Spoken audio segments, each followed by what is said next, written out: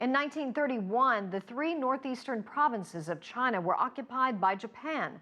Following the Mukden Incident, in order to grow its military, Japan exploited the vast natural resources of this region.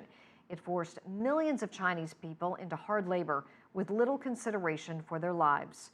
CCTV's Guan heard the story of one war survivor. Every single item tells a story.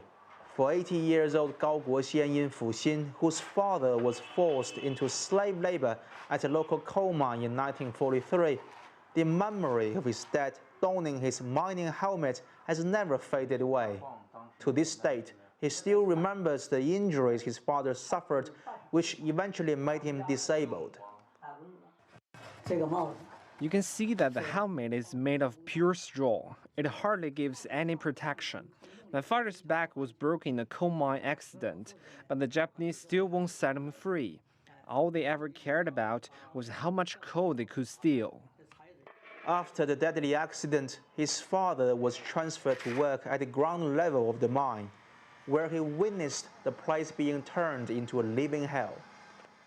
During the Japanese invasion and occupation in the 1930s and 40s, tens of thousands of miners in many coal-rich parts of the country died due to poor safety and intense labor conditions.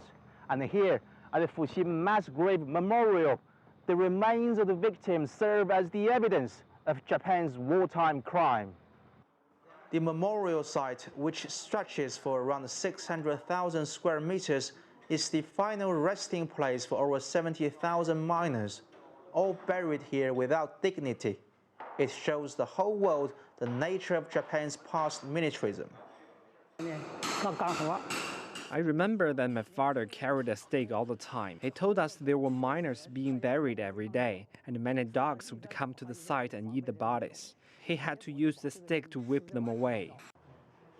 The locals started to renovate the mass grave memorial site last year, with the work expected to be completed by the 15th of August to commemorate the victory over Japan Day. And Gao believes it was the resistance against Japanese invasion that eventually saved the life of his father. He was so close to death, to being one of those buried miners. And had it not been for the resistance against the Japanese invaders, it wouldn't have been saved from the slave labor.